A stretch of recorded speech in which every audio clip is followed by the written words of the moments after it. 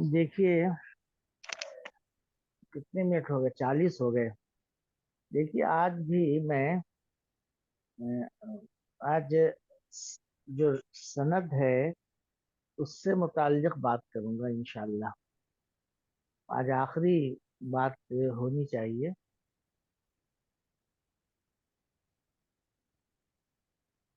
इसके पहले हमने जो गुफ्तगू की है, मतन पे गुफ्तगू की है। रिवायत किसी से यानी किसी रिवायत के सही होने के लिए दो चीजें होती हैं। एक तो ये कि सनद उसकी सही हो। सनद का मतलब क्या है? जो लोग रिवायत कर रहे हैं उनका जो सिलसिला है वो सही हो, दुरुस्त हो, अच्छे लोग हों, उनकी जो सिफात मुहद्दिसीन ने तय की हैं उसके मुताबिक हों लोग। दूसरी चीज जो गौर करने की होती है कि उस मतन जो है उसका उसकी जो यानी उसमें जो बात बताई गई है, जो इबारत है, मतन है, उसमें दिरायत के पहलू से कोई कमी, कमजोरी ना हो। तो दिरायत के पहलू में मुख्तलिफ चीजें हैं। एक तो सबसे पहले मुहद्दिसीन ने जो बात रखी है वो ये कि कुरान से तसादुम ना हो। दूसरी चीज उसके बाद है सुन्नत साबिता से मुतसादिम ना हो। और अक्ल आम के खिलाफ ना हो। तो ऐसी चीज ना हो जिससे कि नबूवत वगैरह पर, उसकी इस्मत पर आँच आती हो। इस तरह की और बहुत सी बातें हैं जो वो उन्होंने तय की हैं मुहद्दिसीन ने। तो मतन पे हमने गुफ्तगू की है अब तक। अब सनद पे थोड़ी सी गुफ्तगू हम लोग कर लेंगे। सबसे पहले इस रिवायत में इब्न शहाब ज़ुहरी का नाम है। उन्होंने रिवायत की है इस पूरे किस्से की। वो कहते हैं कि मैंने ये जो पूरा किस्सा है इसका कुछ हिस्सा सईद बिन मुसैयब से सुना है, उसका कुछ हिस्सा उर्वा बिन जुबैर से सुना है, कुछ हिस्सा अलकमा बिन वक़ास लैसी से सुना है, कुछ उबैदुल्लाह बिन अब्दुल्लाह बिन उतबा बिन मसूद से सुना है। चार आदमी हैं, सईद बिन मुसैयब, उर्वा बिन जुबैर, अलकमा बिन वक़ास और उबैदुल्लाह बिन अब्दुल्लाह। चार आदमियों से वो कहते हैं कि मैंने ये किस्सा सुना है। लेकिन साथ ही वो ये भी कहते हैं कि इनमें से किसी ने मुझे पूरा किस्सा नहीं सुनाया। इन चारों से सुनी हुई बातों को जोड़ने से पूरा किस्सा इस तरह बनता है जो बयान करते हैं। चारों ने अलग अलग बातें की हैं, किसी ने पूरा किस्सा नहीं सुनाया है। जैसा कि इब्न शिहाब ज़ुहरी का बयान है, उन सबको मिलाने से किस्सा इस तरह बनता है। फिर इब्न शहाब ज़ुहरी ने पूरी दास्तान बयान की है। इस पूरे बयान में कहीं भी ये नहीं बताया है कि ये बात मुझे सईद इब्न मुसैयब से मालूम हुई थी, फला बात उर्वा ने जिक्र की थी, है फला बात हमने अलकमा से सुनी या उबैदुल्लाह ने बताया। कहीं भी इस तरह की सराहत नहीं है ना। और फिर उसके बाद हजरत आयशा की जबानी पूरी दास्तान जिक्र कर दी है। एक जगह सिर्फ असहाबे इफ कौन थे उनकी तायीन में उर्वा का नाम लिया है। तो इस एतबार से ये जो सनद है इसमें दो कमियां हैं। पहली कमी ये है कि راوی جن کا نام لیا گیا ہے یہ سب ثقہ ہیں، یعنی سعید بن مسیب ثقہ ہیں، عروہ بن زبیر ثقہ ہیں، علقمہ بن وقاص ثقہ ہیں، عبید اللہ بن عبداللہ بھی ثقہ ہیں، قابل اعتماد ہیں نا۔ تو یہ جو ہے راوی ثقہ ہیں، زہری نے ان کا نام بتایا ہے نا، اور ان کی جو انہوں نے جو روایت بیان کی ہے وہ متعین طور پر نہیں بتائی ہے کہ فلاں بات فلاں راوی نے بتائی۔ تو اس کا نتیجہ کیا نکلا کہ راوی تو معلوم ہے ہو گیا ہم کو، لیکن اس راوی نے کون سی بات روایت کی یہ نہیں معلوم ہو سکی الگ سے۔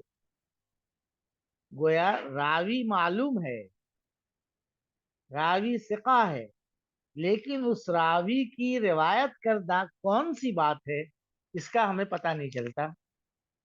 تو راوی معلوم معروف ہے، لیکن مروی مطلب جو اس کی روایت کردہ بات ہے وہ مجہول ہے، پتہ نہیں ہے کہ اس نے کون سی بات اس میں روایت کی۔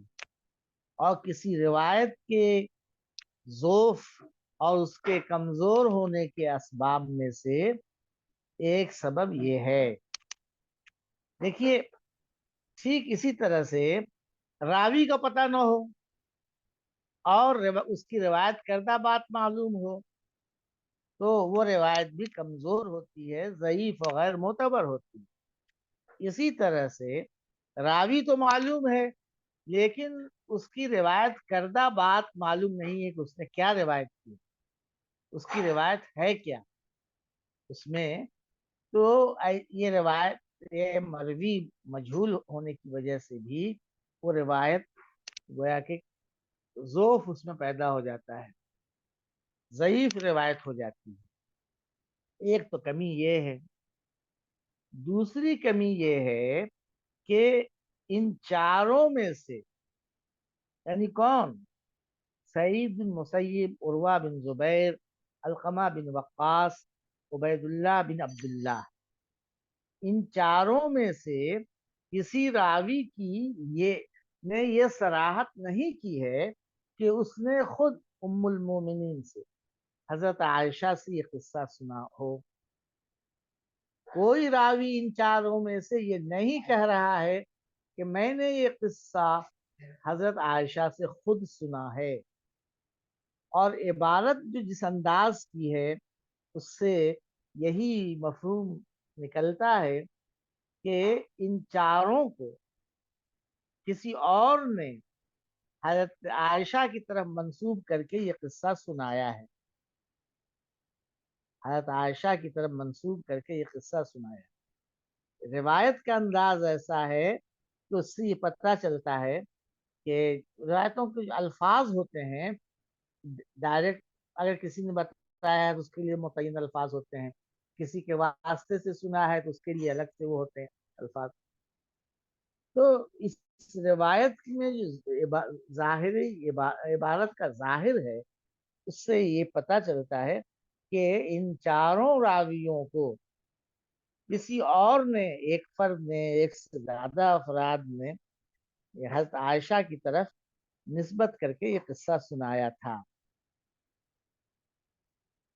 سعید بن مسیب، علقمہ بن وقاص، عروہ بن زبیر اور عبید اللہ بن عبداللہ نے اگر براہ راست حضرت عائشہ سے یہ قصہ سنا ہوتا تو عبارت یوں ہوتی: ذکروا انہ سمعوا عائشہ رضی اللہ عنہا تقول، یا ذکروا ان عائشہ حدثتہم قالت، اس طرح کی عبارت ہوتی، لیکن اس طرح کی عبارت نہیں ہے نا۔ یہ عن کے ذریعے جس طریقے سے روایت ہو رہی ہے تو وہ اس کے لیے کافی نہیں ہے کہ براہ راست سن رہے ہیں۔ پھر جب ہم نے اس روایت کا جو مضمون ہے اس پر ہم نے غور کیا یا کوئی شخص غور کرتا ہے تو اس میں غلط اور متضاد قسم کی باتیں دیکھنے کو ملتی ہیں تو پھر یہ یقین اور بڑھ جاتا ہے کہ حضرت عائشہ نے یہ قصہ بیان نہیں کیا ہے۔ اگر وہ بیان کرتی تو یعنی غیر معقول بات ہے ان کے گم ہونے کی، نہیں ہوتی۔ اس میں سعد بن معاذ اور بریرہ کا ذکر نہیں ہوتا ہے، اور بھی متضاد باتیں ہیں جن کے بارے میں گفتگو ہم کر چکے ہیں، وہ نہیں ہوتی۔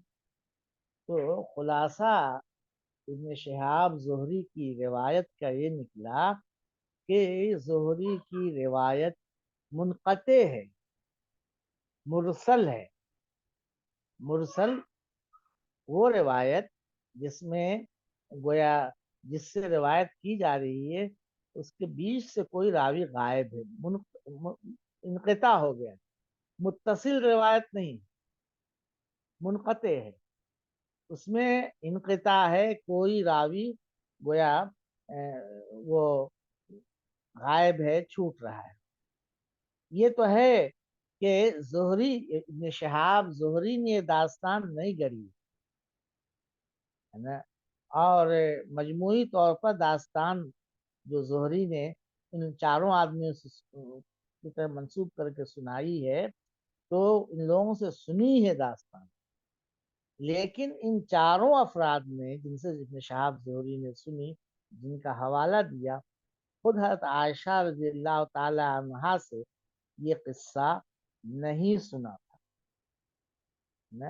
بعض اشخاص نے، کچھ لوگوں نے انہیں بتا دیا تھا کہ ام المومنین نے یہ بیان کیا ہے، وہ کون لوگ تھے بتانے والے اس کا علم نہیں ہے۔ تو سند کے اعتبار سے یہ روایت منقطع ہے، مرسل ہے، اور اہل علم کا اتفاق ہے کہ ابن شہاب زہری کی جو مرسل روایات ہیں وہ قابل اعتماد نہیں ہیں، عام طور پر غلط ہوتی ہیں۔ یعنی جو اسماء الرجال کی کتابیں ہیں ان میں اس طرح کی عبارت ملتی ہے، مراسیل الزہری کری، مرسلات الزہری لا شیء، وہ مشتبہ چیز ہے، اس کی کوئی حقیقت نہیں ہے۔ مراسیل الزہری شر المراسیل، تو یہ ہے امام بخاری رحمۃ اللہ علیہ کہ وہ اس روایت کے مرسل ہونے کا احساس نہیں ہو سکا، تو مضمون سے قطع نظر سند کے لحاظ سے بھی جو بخاری کا پایا ہے، معیار ہے، اس میں یہ روایت جگہ پانے کے لائق نہیں تھی۔ دیکھیے اس روایت کے مرسل ہونے کی ایک واضح دلیل خود اس روایت کے اندر موجود ہے۔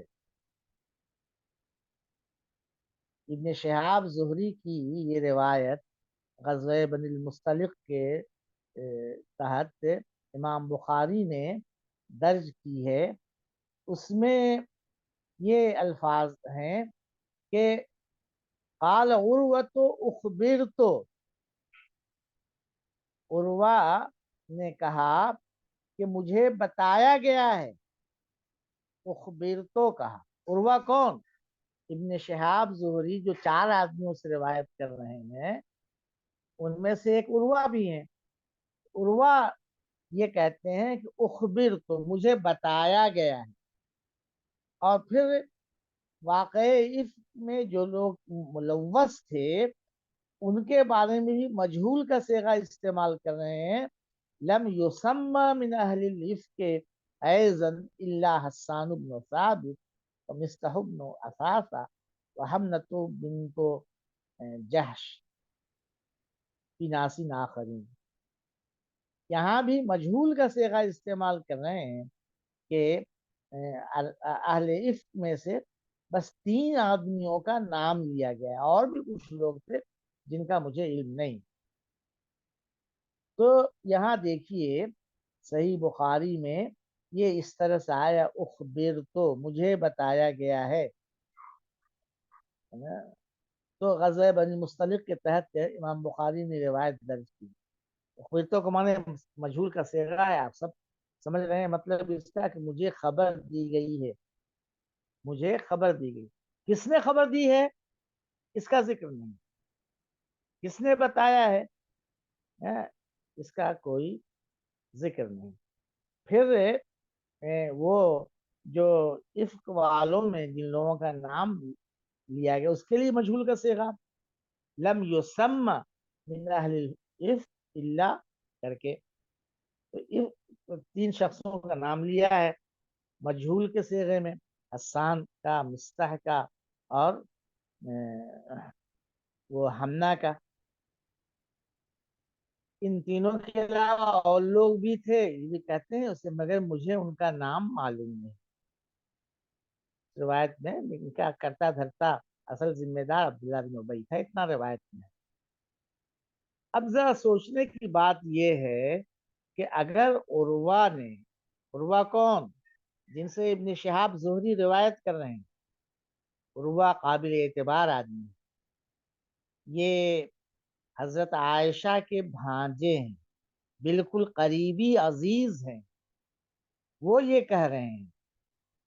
अगर उर्वा ने ये किस्सा इफ्क का अपनी खाला हजरत आयशा से सुना होता तो उखबिरतो के बजाय अखबरतनी कहते, अखबरतनी, यानी उन्होंने मुझको बताया है, उखबिर तो नहीं कहते। इसी तरह से वो जो वहाँ इफ्क वालों का जो तस्करा कर रहे हैं, तो मजहूल के सेगे से लम युसम्म मिन अहलिल इफ्क ऐज़न इल्ला हस्सान इब्न साबित और दूसरा, तो ये मजहूल कहने के बजाय सीधे सीधे कहते मारूफ का सेगा हजरत आयशा की तरफ जमीन ले जाकर कि लम तुसम्मे, मुअन्नस मारूफ का सेगा लम तुसम्मे, यानी हजरत आयशा ने नाम सिर्फ बताया हसन बिन साबित का, मिस्ता बिन असासा और हमना बिन जहश, ये नहीं कह रहे हैं वो मजहूल का सेगा। अगर हजरत आयशा ने बताया होता तो लम युसम्मा नहीं कहते, लम तुसम्मे कहते। तो इससे ये मालूम हुआ कि हजरत उर्वा ने, हजरत आयशा के भांजे ने ये दास्तान तो सुनी थी हजरत आयशा पर बहतान लगने की, लेकिन हजरत आयशा से नहीं, किसी और शख्स से या अशखास से सुनी थी जिसका नाम उन्होंने नहीं लिया है। उर्वा ने ये दास्तान जब हजरत आयशा से नहीं सुनी, जबकि वो हजरत आयशा के इंतहाई करीबी अजीज हैं, भांजे हैं, तो दूसरे जो लोग सईद बिन मुसय्यिब वगैरह और जो 3 आदमी हैं उनका सुनना तो और भी मुस्तबाद है। जब उर्वा ने नहीं सुना तो वो उनका सुनना तो और दूर की बात है। हजरत आयशा ऐसी कमजोर हाफजे वाली नहीं थी कि वो बरीरा और साद बिन माज का बिल्कुल गलत तस्करा कर देती, कभी कुछ कहती कभी कुछ कहती, ऐसा नहीं हो सकता। तो इब्न शिहाब ज़ुहरी की जो रिवायत है, सनद के एतबार से हमने बताया कि ये मुरसल है, मुनक़ते है। और इब्न शिहाब ज़ुहरी के बारे में यानी अहले इल्म का इत्तेफाक है कि इनके मरासील, इनकी मुरसल रिवायतें जिसमें को किसी को हस्फ करते हैं, वो बदतरीन किस्म की मुरसलात हैं, है ना, मुश्तबा चीजें हैं ना। ये यानी आम तौर से ऐसा ही होता है। तो मुत्तसिल नहीं रही, मुनक़ते हो गई, तो जाहिर है कि फिर वो उसके अंदर ज़ौक़ पैदा हो गया, कमजोर हो गई। मतन साफ कह रहा है कि ऐसा नहीं होना चाहिए, जैसा कि गुफ्तगू इसके पहले हो चुकी। हज़रत आयशा से मुताल्लिक़ दूसरी रिवायत अबू उसामा ने की है। मैं शुरू में पहले रोज बता चुका हूँ इनसे रिवायत किसने किसने की है। अबू उसामा ने की है। इमाम बुखारी ने इसको हदीस के तौर पर नहीं बल्कि इब्न शिहाब ज़ुहरी की तायीद में इसको जिक्र किया है।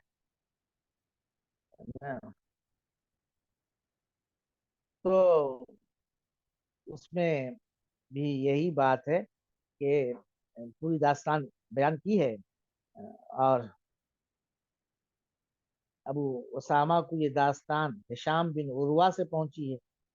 وہ کہتے ہیں قال ابو اسامہ عن ہشام بن عروہ قال اخبرنی ابی عن عائشہ رضی اللہ تعالی عنہا قالت، یعنی ابو اسامہ کو یہ داستان ہشام بن عروہ سے پہنچی.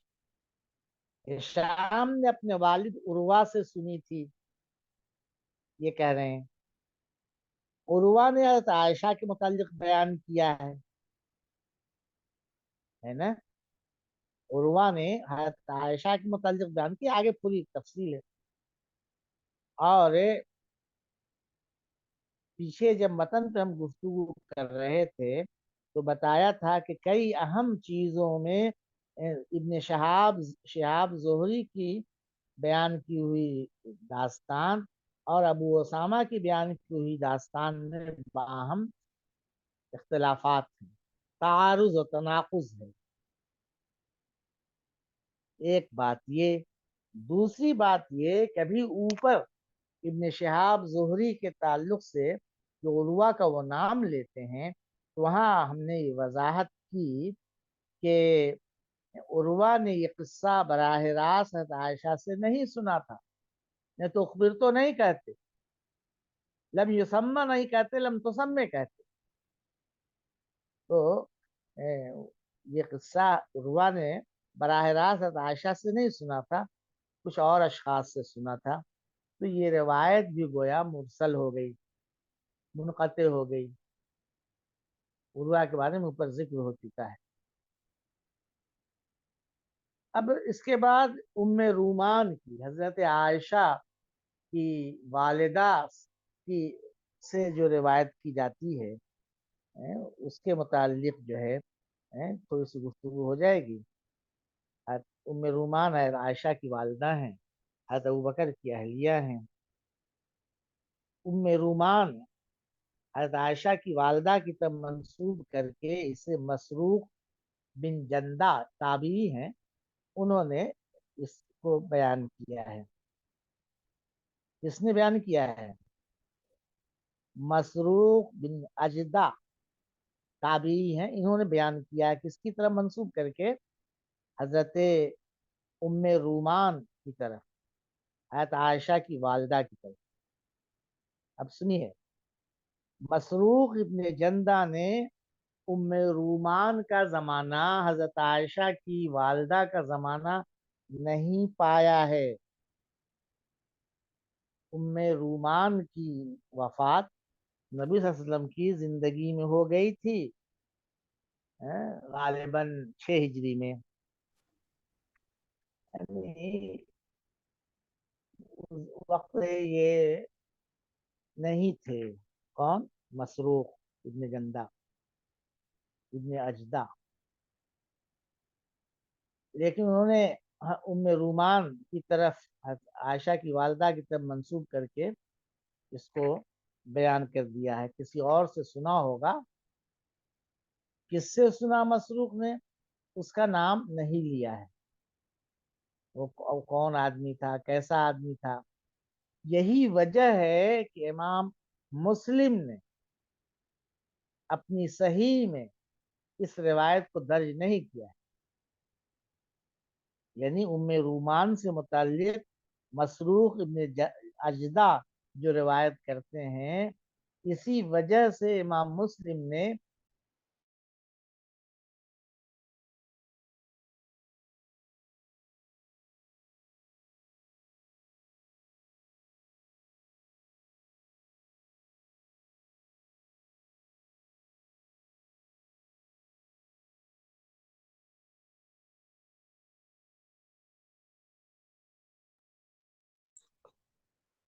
کیا ہوا، خاموش ہو گئے؟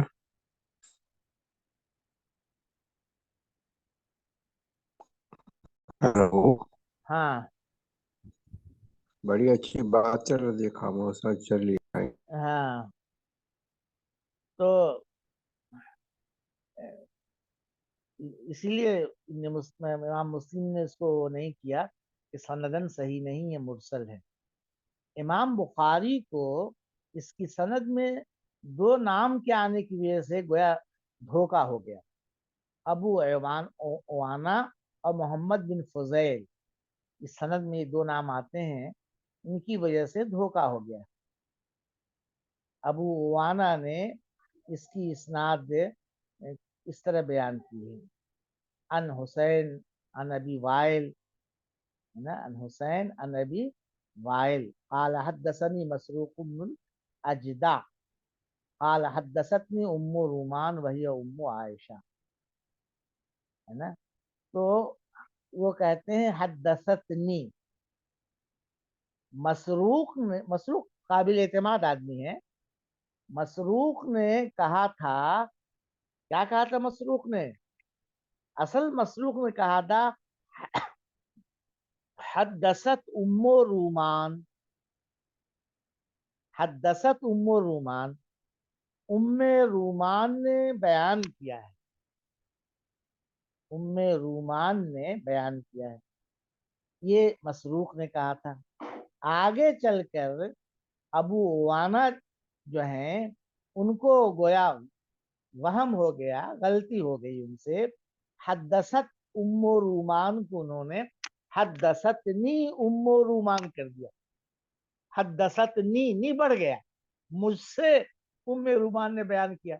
کہ روایتوں میں اس طرح کی ذرا سی اس سے ایک سے دوسرے، دوسرے سے تیسرے تک منقول ہونے میں اس طرح کی چوک ہوتی رہتی ہے۔ ہم لوگ پڑھاتے ہیں، طلبہ سے ہوتا رہتا ہے، عام باتوں بات چیت میں، تقریر میں ہم گفتگو کرتے ہیں، چار آدمی سنتے ہیں، اور ایک سے دوسرے، دوسرے تیسرے تک منتقل ہونے میں اس طرح کی، یعنی نادانستہ طور پر، جان بوجھ کر نہیں، اس طرح کی غلطی ہو جاتی ہے۔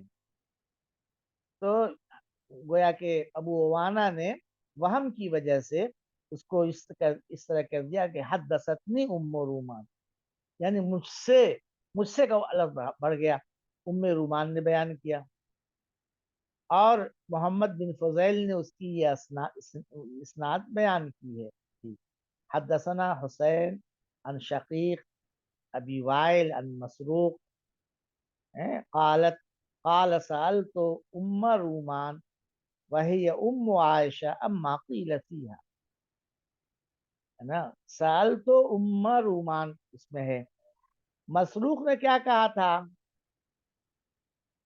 مسروق نے کہا تھا سئلت ام رومان، سئلت ام رومان، سال تو نہیں، سئلت یعنی مجہول کا صیغہ، ام رومان سے پوچھا گیا،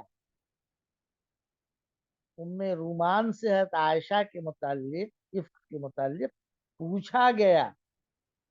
اب ان کے آگے جو راوی ہیں انہوں نے سئلت کو غلط پڑھ کر سالتو کر دیا، سالتو ام رومان، یہی سمجھ لیا انہوں نے، اسے ہی نقل کر دیا کہ میں نے ام رومان سے پوچھا تھا، مسروق نے کہا۔ اس طرح سے امام بخاری کو گویا دھوکا ہو گیا، اور اس روایت کو انہوں نے متصل گمان کر لیا اور اپنی صحیح بخاری میں درج کر دیا، حالانکہ یہ مرسل ہے۔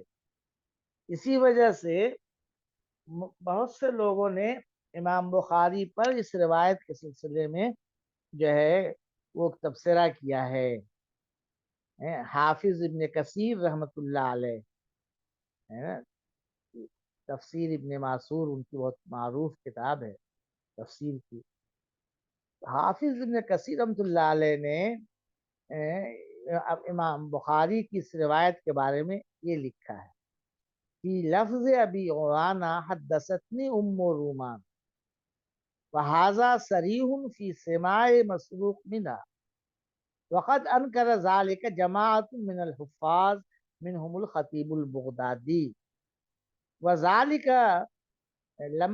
لما ذکرہ اہل التاریخ انہا ماتت فی زمن النبی صلی اللہ علیہ وسلم وقد قال الخطیب وقد کان مسروق یرسلہ فیقول سئلت ام رومان مجہولا۔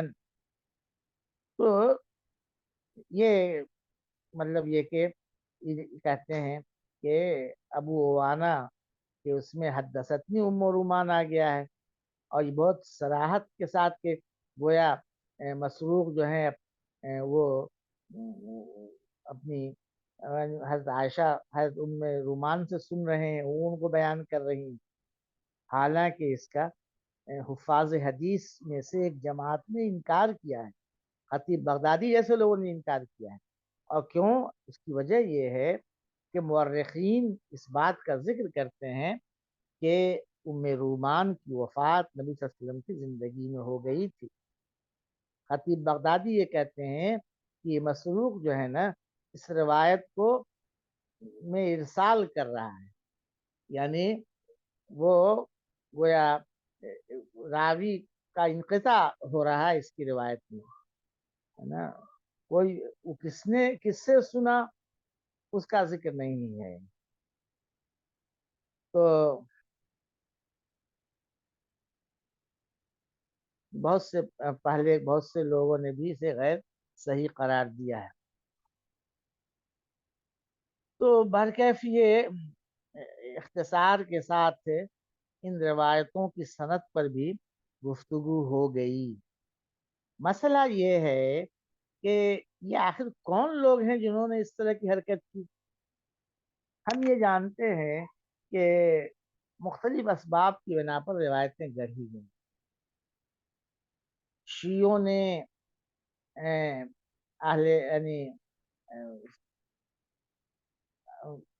یعنی کچھ لوگوں کی مخالفت میں حضرات صحابہ کے تعلق سے ایسی باتیں کہیں جو ان کے نزدیک یہ تھا کہ حضرت علی ہی مستحق ہیں خلافت کے، بلا فصل خلیفہ ہونا چاہیے۔ اسی طرح سے سنیوں کی طرف سے بھی ان کے رد میں بہت سی باتیں لکھی گئیں۔ بہت سی روایتیں جب امویوں کا اقتدار تھا تو ان کو خوش کرنے کے لیے لوگوں نے روایتیں کر دی۔ بہت سی روایتیں ایسی ہیں کہ عباسیوں کے دور میں جو ہے امویوں کے خلاف وہ گڑھی گئیں۔ تو بڑی باریک بینی سے ان روایتوں کا جائزہ لینے کی ضرورت پڑتی ہے۔ دیکھیے، غور کرنے سے پتہ چلتا ہے کہ حضرت عثمان رضی اللہ تعالی عنہ کی شہادت ہو گئی، اور اس کے بعد حضرت یعنی اس کے بعد حضرت عائشہ رضی اللہ تعالی عنہا اور حضرت علی رضی اللہ تعالی عنہ کے درمیان کچھ سیاسی اختلاف پیدا ہوا تھا، یہ ہم لوگوں کے علم میں ہے، جس کے نتیجے میں جنگ جمل ہوئی تھی۔ جنگ جمل تاریخ کا مشہور واقعہ ہے، وہ اس لیے کہتے ہیں کہ عائشہ اونٹ پر سوار تھی، ہے نا، اور جنگ ہو رہی تھی، عائشہ کا اسی میں انہی روافظ نے جو ہے تیر برسا کر ان کے اونٹ کو زخمی کر دیا، عائشہ گر گئیں، ہودج گر پڑا زمین کو۔ تو یہ جو ہے اختلاف اس کی وجہ سے ہوا۔ حضرت طلحہ جو ہے اس اختلاف میں حضرت عائشہ کے ساتھ سمجھ لیے تھے۔ اگر طلحہ حضرت عائشہ کے خلاف نہ ہوتے، حضرت علی کے خلاف نہ ہوتے، اسی طرح سے حسان بن ثابت نے حضرت علی کی بیعت سے گریز کیا تھا اور شام میں معاویہ کے پاس چلے گئے تھے، تو شاید یہ روایت گڑھی نہیں جاتی۔ حضرت عائشہ کے خلاف، حسان بن ثابت کے خلاف انہوں نے حضرت علی سے بیعت نہیں کی، طلحہ بھی گویا حضرت ام المومنین کے ساتھ، طلحہ کا مطلب یہ کہ طلحہ کو کرنے کے بعد کچھ نہیں ملا تو ان کی بیوی حمنہ بنت جہش کو ملوث کر دیا۔ حمنہ بنت جہش ان کی اہلیہ ہیں، ان کو ملوث کر کے کہ اپنی بیوی کو روک نہیں رہے تھے، حضرت عائشہ کو بدنام کرنے میں یہ لوگ پیش تھے۔ تو سب کو معلوم ہے کہ حضرت عثمان کو بدماشوں نے शहीद कर दिया था। और फिर फजा ऐसी थी कि हज़रत अली को मजबूरन गोया बैत लेनी पड़ी। और वो हो गए थे। हज़रत आयशा उस जमाने में वहाँ थी भी नहीं, मदीना में, मक्का गई हुई थी। हज़रत तलहा और जुबैर भी वहाँ से मक्का से मदीना चले आए। और इन लोगों का मशवरा हुआ कि बसरा जाकर आम मुसलमानों को, ये बलवाई हैं, मुफसिदीन हैं, जिनने इतना बड़ा हंगामा बर्पा किया है, इनके खिलाफ, इनकी सरकूबी के लिए कुछ किया जाए। और हज़रत अली से कहा जाए कि हज़रत उस्मान की जो कातिलीन हैं उनसे क़िसास लें। ये सब, ये तीनों चले गए बसरा की तरफ चल दिए। इसकी इत्तला गलत रंग में हजरत अली को मिली, पहुंचाई गई जानबूझकर कि आपके खिलाफ वहां भड़काने के लिए जो बसरा गए हैं, बगावत का गोया के इरादा रखते हैं, तो आपको खिलाफत से अलग करना चाहते हैं। इस फजा ऐसी बन गई, हजरत अली भी गोया इस बगावत को कुचलने के लिए बसरा की तरफ चल दिए। वहां पहुंचने के बाद से यानी बलवाइयों की बलवाई सब जो है ना, किसी एक के उसमें नहीं थे। जंग भड़का दी, भड़क गई जंग। उन्होंने हजरत तलहा, हजरत जुबैर और हजरत उम्मुल मोमिनीन के साथियों पर, किसने, बलवाइयों ने रात को अंधेरे में हमला कर दिया। ये लोग बेखबर थे, तादाद भी कुछ नहीं थी, असला हजरत अली से जंग करने तो गए नहीं थे। इसी जंग में हजरत तलहा शहीद हो गए। हजरत जुबैर को ये मुसलमानों की बाहमी रेजी अच्छी नहीं लगी है, तो मैदान से हटकर तन्हा मक्का की तरफ रवाना हो गए। थोड़ी दूर चलने के बाद असर की नमाज के लिए खड़े हुए तो इब्न जुरमूज नामी बदमाश ने उन्हें कत्ल कर दिया। ये सब सबके वो थे, और धोखे से हज़रत आयशा ऊंट पर हौदज में थी। तलवारियों ने इतना तीर बरसाया कि ऊंट मार डाला, हौदज नीचे गिर गया, जंग खत्म हो गई। तो हज़रत अली रज़ियल्लाहु ताला अन्हु के पास उस वक्त जितने लोग इकट्ठा हो गए थे, उनमें बड़ी तादाद बलवाइयों की और मुफसिदीन की थी। और ये लोग झूठी बातें, यानी डरने में इनको जरा भी खुदा का डर नहीं था। इन्हीं लोगों में से ये रवाफिज का फिरका निकला है ना, रवाफिज। आप इसको कह लीजिए कि आज की इस्लाम में उस वक्त के शिया। ये दास्तान ऐसा लगता है कि किसी गिरोह के लोगों की गढ़ी हुई है, नमक मिर्च लगाकर। रवाफिज को हजरत आयशा, हजरत तलहा, हजरत जुबैर और उन तमाम अकाबिर लोगों से नफरत थी, जो हज़रत अली से ये मुतालबा कर रहे थे कि उस्मान के कातिलों से क़िसास लिया जाए। अब हज़रत आयशा इसमें पेश पेश थी। किसी की ये हिम्मत नहीं थी कि हज़रत आयशा की शान में कोई गुस्ताखी करे। और उनका ये वो था, मुतालबा था। अब इन सबों ने एक रिवायत तसनीफ की और ये तासुब फैलाया कि उस्मान रज़ियल्लाहु ताला अन्हु के कातिलों से क़िसास का मुतालबा ये बहाना है, असल मकसद ये नहीं है। हज़रत आयशा के दिल में पहले ही से हज़रत अली के खिलाफ कुदूरत थी, इसलिए कि वाक़ई इसमें ऐसा ऐसा हुआ था। हज़रत अली ने उनकी तारीफ नहीं की थी, सुकूत इख्तियार किया था। तो इसीलिए उनके दिल में हज़रत आयशा की बात बैठी हुई थी। तो ये पुरानी रंजिश थी, इस वजह से हज़रत अली के मुकाबले में आ गई। तो ये सब चीज़ें हैं जिसकी वजह से लगता है कि ये उन्हीं लोगों की गढ़ी हुई बात है। मैंने बताया था कि इसी को हजवे मलीह कहते हैं। इसका मतलब ये होता है कि किसी की इस अंदाज से मजम्मत की जाए, हजो की जाए कि बज़ाहिर तो लगे कि उसकी तारीफ हो रही है, लेकिन حقیقت میں وہ اس کی مذمت ہو، حج ہو، ہے نا۔ اب اسی کو دیکھ لیجئے، اس واقعے کو، تو حضرت عائشہ کی بے گناہی ثابت کرنے کے لیے قرآن میں آیتیں نازل ہو رہی ہیں، یہ مدح ہے حضرت عائشہ کی۔ لیکن سفر میں حضرت عائشہ کا گم ہو جانے کی جو کہانی ہے، یہ بہت بڑی ان کے حق میں مذمت ہے، حج ہے۔ اور بریرہ جو خادمہ کی زبان سے یہ کہلوایا گیا ہے کہ ان کو سلیقہ نہیں ہے، سو جاتی ہیں، مرغی یا بکری آ کر کھا جاتی ہے گندے ہوئے آٹے کو، تو ان لوگوں نے ان کی زبانی حضرت عائشہ کے تعلق سے اس طرح کا تاثر دیا کہ نعوذ باللہ پھوہر ہیں، بے سلیقہ ہیں۔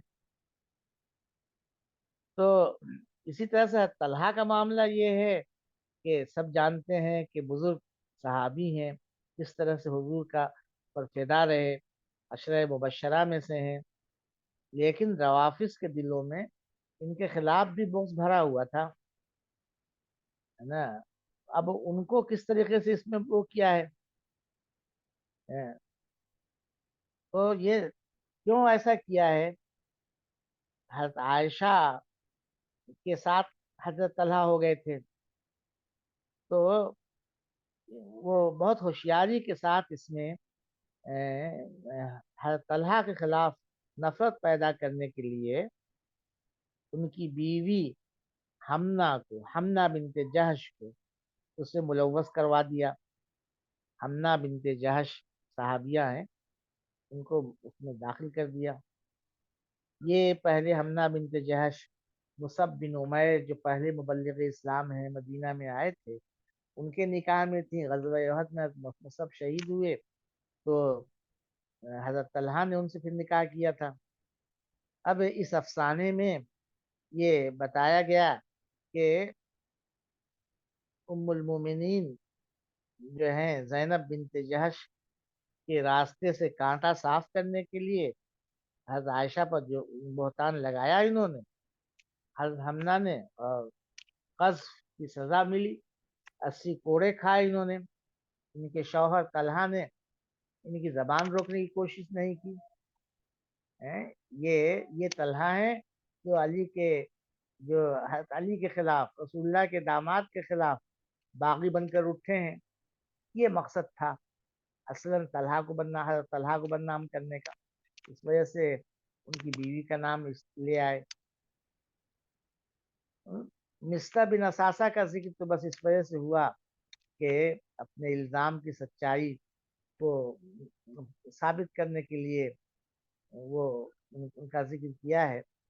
مصطح کی وفات اسی زمانے میں ہوئی ہے جب بلوائیوں نے حضرت عثمان کے خلاف انتہائی شورش برپا کر رکھی تھی۔ حسان بن ثابت کا کیا جرم ہے جس کو یہ روافظ بھولے نہیں؟ حسان بن ثابت حضرت علی کی بیعت انہوں نے نہیں کی۔ وہ ایسا دور تھا کہ بہت فتنہ فساد بدگمانی، اور وہاں سے نکل کر حضرت امیر معاویہ کے پاس شام چلے آئے تھے، تو یہ شکل تھی۔ حضرت علی کے بعد حضرت حسن خلیفہ ہوئے تھے، پھر انہوں نے صلح کر لی تھی، تمام مسلمانوں کا عام الجماع کہلاتا ہے۔ اس کے بعد پھر حضرت معاویہ امیر المومنین ہوئے تھے، تب وہ مدینہ واپس آئے، تو یہ ان کا جرم تھا۔ حالانکہ یہ صحابی حسان بن ثابت رسول اللہ صلی اللہ علیہ وسلم کی مدح میں ان کی زبان، تعریف میں زبان بالکل وقف رہتی تھی۔ تو یہ ہے، یہ روافظ انہوں نے بہت سی روایتیں گھڑ کر جو ہے نا اس میں شامل کی ہیں، جو حدیث کے نام پر مشہور ہو گئی ہیں۔ تو مطلب یہ کہ اب دیکھو کہ جس طریقے سے اس میں بتایا گیا ہے کہ اس کا اصل کرتا دھرتا کون تھا؟ عبداللہ بن ابی تھا، اور सजा का मुस्तहिक था, वो सबसे आगे था। लेकिन सवाल पैदा होता है कि रसूलुल्लाह सल्लल्लाहु अलैहि वसल्लम ने उसको सजा क्यों नहीं दी? हमना और मिस्ता और हसान को क्यों सजा दी? क्या वजह है इसकी? सवाल दिल में खलिश पैदा करता है, ऐसा क्यों हुआ? बाज लोगों ने इसको वो करने के लिए एक रिवायत वजह कर डाली कि अब्दुल्ला बिन उबई को एक नहीं दो दो हद लगवाई गई, यानी 80 कोड़े नहीं, 80 का डबल 160 कोड़े लगवाए गए। ये जो है रिवायत है बयानुल कुरान में, मौलाना थानवी की तफसीर में इस रिवायत का हवाला है। अगर अब्दुल्ला बिन उबई को ये कज़्फ़ की सजा हद लगी होती, नाफिज हुई होती, अब्दुल्ला बिन उबई कोई गैर मारूफ आदमी नहीं था, बहुत ये बात मशहूर हुई होती है ना, इसके ताल्लुक से ये बात बहुत अहमियत के साथ नकल होती, लेकिन ऐसा नहीं है। हकीकत ये है कि उसे सजाए कज़्फ़ की सजा नहीं दी गई अब्दुल्ला बिन उबई। तो क्यों नहीं दी गई? ज़हन में बात आ सकती है कि बड़ा आदमी था, बड़ी कुव्वत थी, खानदानी शान व शौकत थी उसके पास, इस वजह से उसको छोड़ दिया गया। ये बात शान नबूवत के खिलाफ है। किसी की ताकत और खानदानी उसका लिहाज करके उसको छोड़ दिया जाए। अगर नबी आयशा की जात पाक पर नबी सल्लम की जिंदगी में इस तरह का उसने इल्ज़ाम लगाया होता तो सज़ा मिलती। हकीकत ये है कि हज़रत आयशा पर न नबी सल्लम की ज़िंदगी में कोई इल्ज़ाम लगा, न उनके बाद हज़रत आयशा की बकिया ज़िंदगी में कोई इल्ज़ाम कोई लगा सका है ना। ये सब बाद में उनको बदनाम करने के लिए ये सब चीज़ें गढ़ी हुई लगती हैं। तो ये बातें जो मैंने खुद गौर भी की और बाज़ लोगों ने इस तरह की चीज़ों की तरफ इशारा भी किया है, उसकी रोशनी में हमने ये सारी बातें आपके सामने अर्ज कर दी हैं। अब इंशाल्लाह सोमवार से हम लोग आगे पढ़ेंगे। आपके सामने पूरा सब कुछ खुला हुआ है, वो पूरे इसमें जिना के ताल्लुक से, सज़ा के ताल्लुक से और वाकई के ताल्लुक से जो कुछ समझ में आता है उसको इख्तियार कीजिए। ठीक है भाई, कितने अफराद रहे? जी 13 13 रहे, आज कम रहे लोग।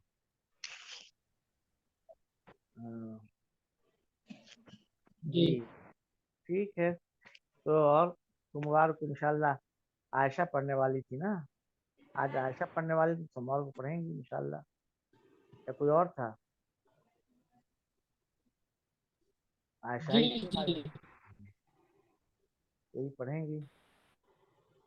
आज कौन लोग रहे?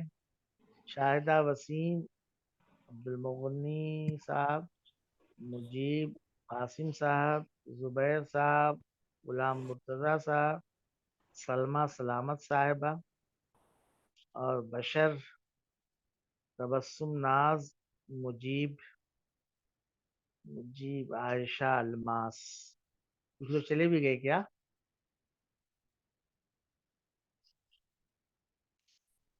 कौन? जी ठीक है, चलिए फिर। ठीक है, ठीक अस्सलाम वालेकुम है। रहमतुल्लाह। अल्लाह हाफिज़।